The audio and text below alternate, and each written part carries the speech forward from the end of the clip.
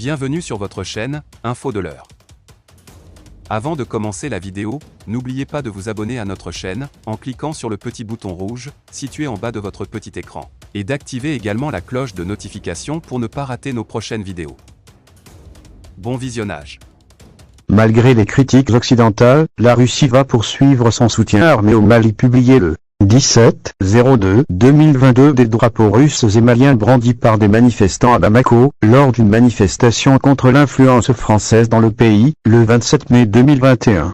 Au lendemain d'un démenti de Bamako concernant la présence de mercenaires russes sur le territoire malien, un haut responsable de la diplomatie russe a affirmé lundi que la Russie continuerait de fournir une aide militarisée au Mali via des filières étatiques.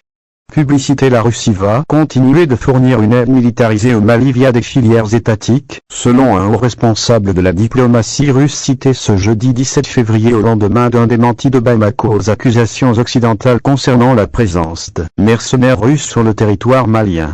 Nous continuerons de défendre les intérêts légitimes de Bamako aux Nations Unies ainsi que de fournir une assistance active à nos partenaires maliens dans les sphères militaires et militaro-techniques dans le cadre des filières étatiques, a déclaré Piotr Ilychev, directeur du service du ministère russe des Affaires étrangères pour les organisations internationales, d'après l'agence de presse RIA. Des formateurs russes présents sur le territoire dans cet entretien, ce diplomate de haut rang a expliqué que les dirigeants au pouvoir au Mali pouvaient coopérer avec les partenaires de leur choix pour combattre les insurgés islamistes, alors que la réduction des effectifs de l'opération Barkhane engagée par la France risque selon Moscou de déstabiliser davantage la région.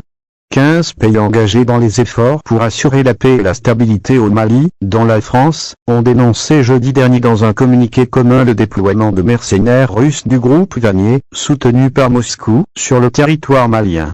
Les autorités maliennes de transition, au pouvoir après 2 putschs militaires en moins d'1 an, le renversement par l'armée du président Ibrahim Boubacar Keïta en août 2020, puis le renversement en mai dernier d'un premier gouvernement de transition associant civils et militaires, ont démenti samedi la présence de mercenaires russes dans le pays.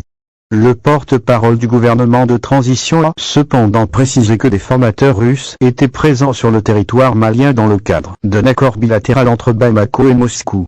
En octobre dernier, un avion cargo parti de Russie a livré 4 hélicoptères, des armes et des munitions au Mali, une opération réalisée selon les autorités maliennes intérimaires dans le cadre d'un accord commercial conclu entre les deux pays. À Moscou, le président russe Vladimir Poutine a déclaré que le groupe Wagner ne représentait pas l'État russe, tout en précisant que les sous-traitants militaires privés avaient le droit de travailler n'importe où dans le monde sous réserve qu'ils n'enfreignent